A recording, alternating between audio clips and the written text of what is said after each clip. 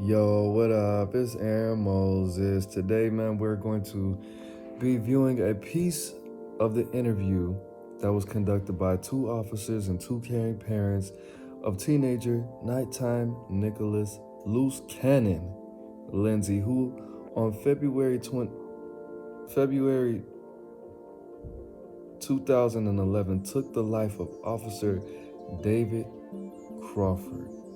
This interrogation led to, I'm gonna just let you go ahead and watch it.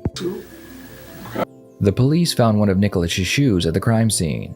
They also spoke with members of his family, and they told the police that Nicholas told them what he had done. As Nicholas begins to realize the gravity of his situation, he starts to break down again. And we've interviewed some of your family members, to be honest with you, your nephew, your uncle, and stuff like that. Who did you tell what happened? Nobody. Yes. When you walked in the house. Dude, we talked to some folks. I told my cousin. Who's that? I didn't tell him that the other person did it. Because I didn't. What'd you tell him? When I walked in, I was like, bro, an officer got shot, bro, and I was there. It was like, you lying. So I just left it at that. Who'd you tell that to? My cousin. Which cousin? His name Cooler. I don't know his real name. How is he? Tall, fat, skinny? He tall and skinny. What's his hair? Got dread. What kind of cars does he drive? I don't know, he be in all type of cars. What kind does old lady drive? Huh? What kind of cars does baby mama drive? I don't know, he got so many babies. I got you. Alright.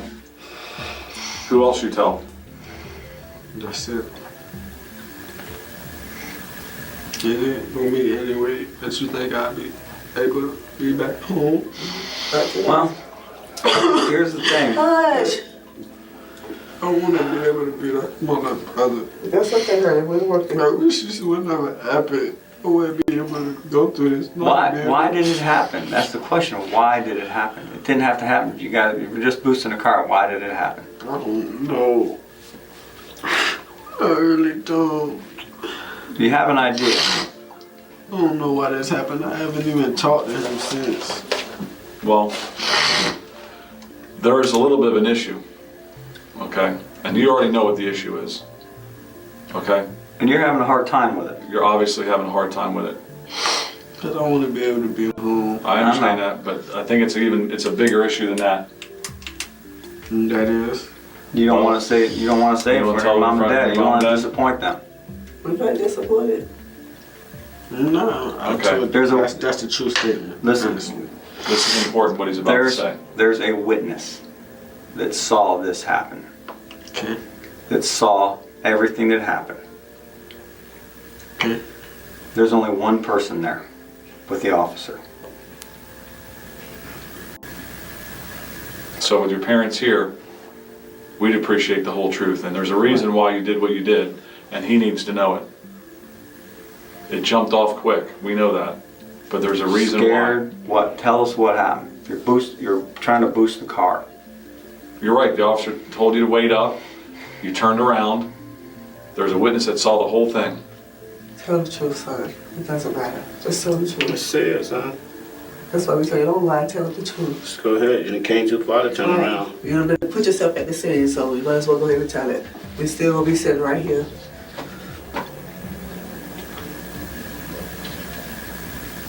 Tell the truth.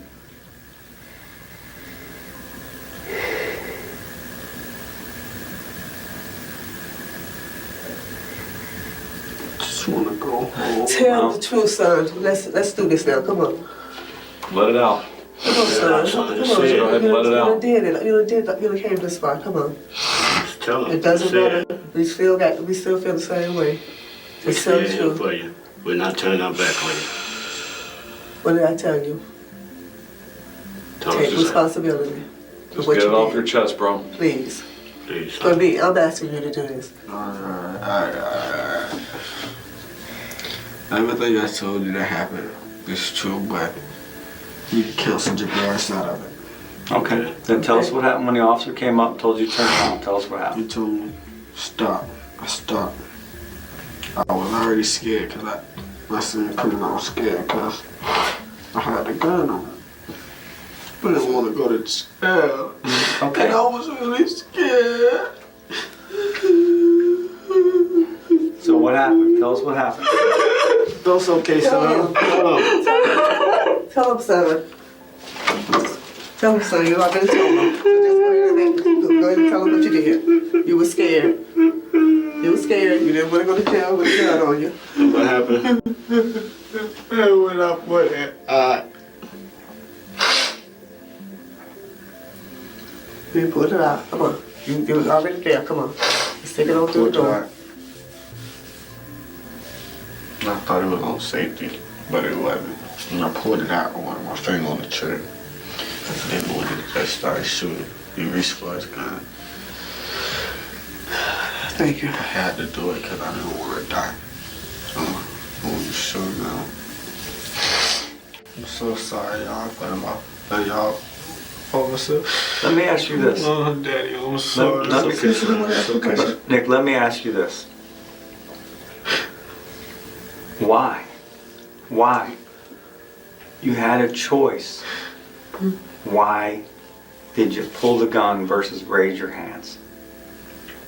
Cause when I pulled it out, he already went to reach it and it went off. Because you were pulling, okay. It went off. Okay. How many times did it go off? And it went off the first time, it went off, boom. And then he went to reaching for his gun. And as he went to reaching for his gun, just went to aiming at him. And you shot how many times? How many times did the gun go off? I don't know how many bullets was in there. All right. You shot till it was empty? Yes. Where's the gun? I don't know. So here we go. Nicholas Lindsay, January 1895, is a Florida man convicted in the first-degree bodying of dude. Now we got to get to the article. First-degree bodies.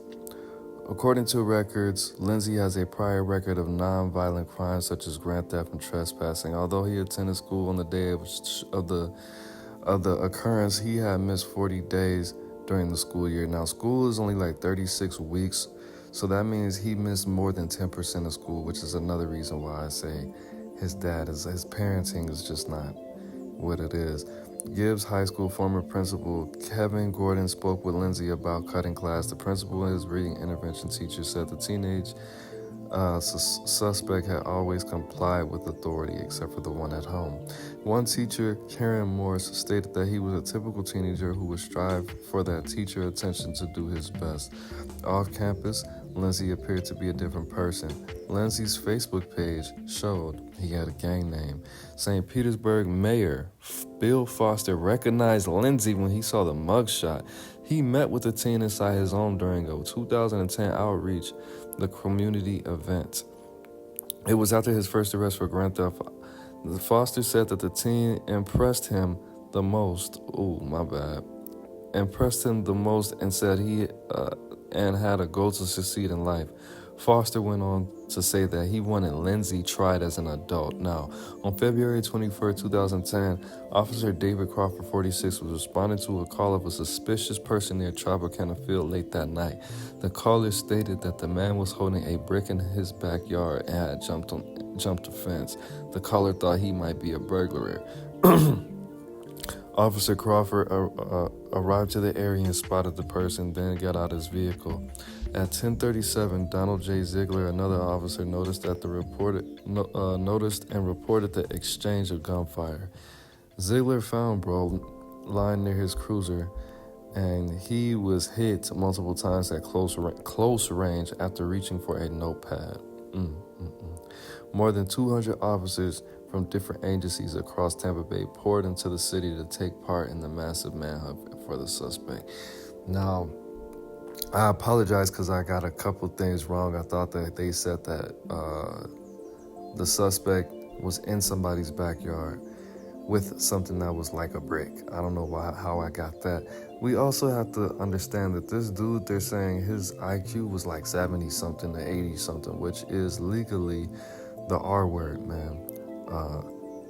So they didn't take that to account because they gave the dude like life without the possibility. They don't have parole in Florida, I don't believe. But yeah, this is the article. I mean, it's on Wikipedia if you want to find it. But yeah, we got all of this stuff.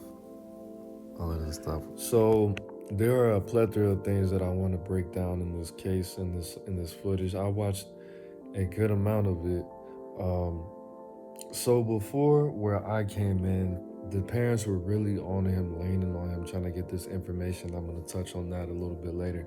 But the first thing, I'm not trying to teach anybody how to commit crimes or anything like that. But the first thing I do want to point out is, excuse me, you cannot commit a crime on the way to commit a crime, bro, which is what this young man did.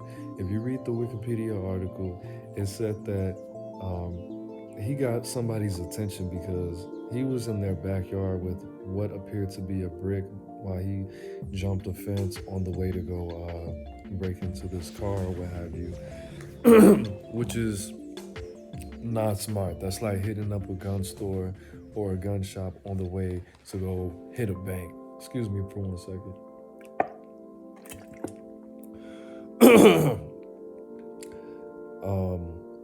And the whole point of this thing was to prove to his organization or his street organization that he was, with that life, which he clearly was not.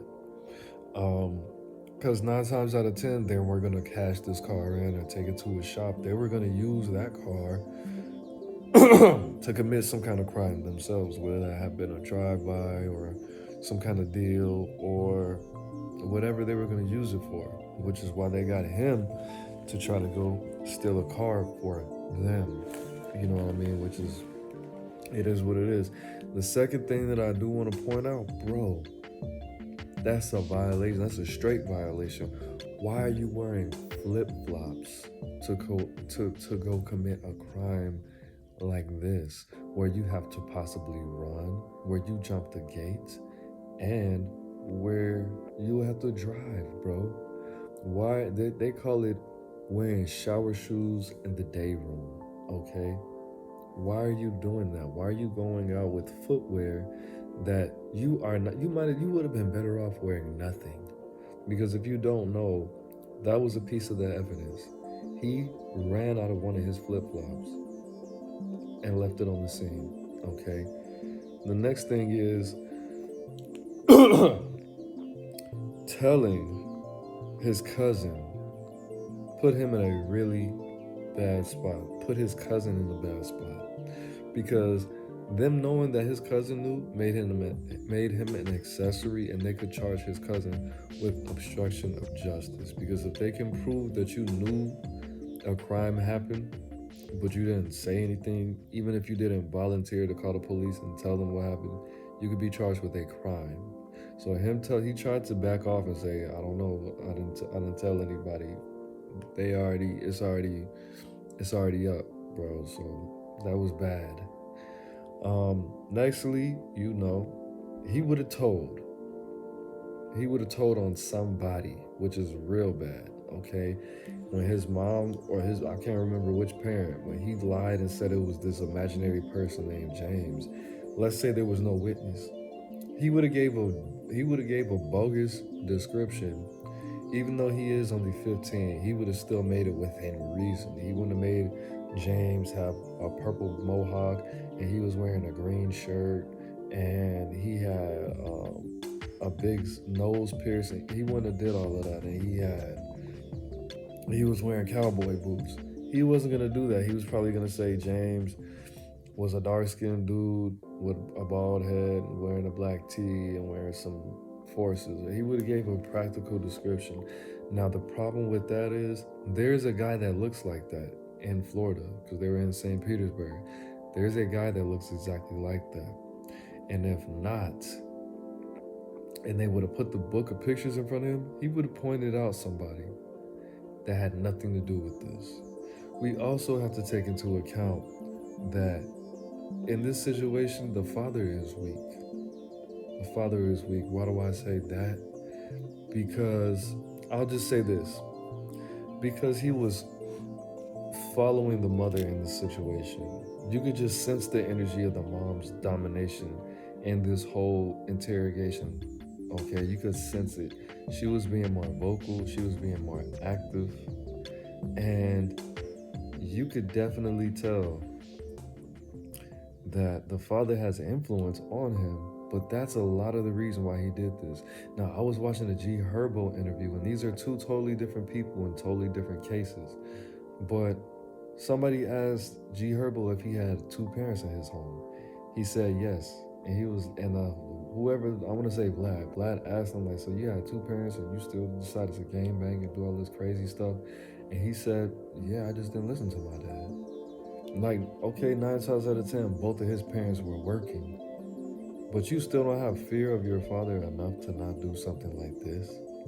I'm not saying that if your child goes into the streets and they do whatever they want to do, even though you're on their head all the time, that you're a weak father, but 9 times out of 10, you are, okay? We also have the fact that they are more than likely in poverty, okay? And he has a pregnant wife. Why are you in poverty with a pregnant wife, with a son that you already can't control? That this doesn't make any sense. These are bad decisions by good people, possibly good people, but we can already see that your decision-making skills are not leading to a healthy future for the people of the future, okay? Then nextly, the parents did have a little street smarts on it, because if you actually read through the Wikipedia page, they were saying that their defense was going to be that the parents were promising him that if he told the truth or if he told anything, that he would be able to come home, or the law system would be more lenient with his sentence, which is not necessarily against the law, but it's in that gray area. You know, the whole coercion thing and the being under duress is something like that. Okay, of course, they were in a police department, so they were not expecting privacy or anything like that. And they knew that, and they used that to their advantage. If they would have did it a little bit different, a little bit better, then they would have been able to use that law to their advantage a lot better. All right. Nextly, why did you have a firearm with you when you committed this crime? The reason why he had a firearm with him is because they're in Florida, and because he knew that the crime that he was committing, somebody would have had the availability legally to use a firearm against him. So he was ready for war at this point. He was ready to defend his life by taking a life, and that is exactly what he did. This was a cold, vicious slaughtering of a police officer, and the color of this guy, him being black, I thought he was white, to be honest. That really doesn't matter to me or to him in this situation, because he didn't fire 1, 2, or 3 shots. He fired 5 shots into this officer, and as it says in the Wikipedia, which I'm not a journalist or anything, so Wikipedia is just fine for me. I'm sure it's close to the actual facts, if not spot on, saying that every bullet landed in that police officer. I think he did it.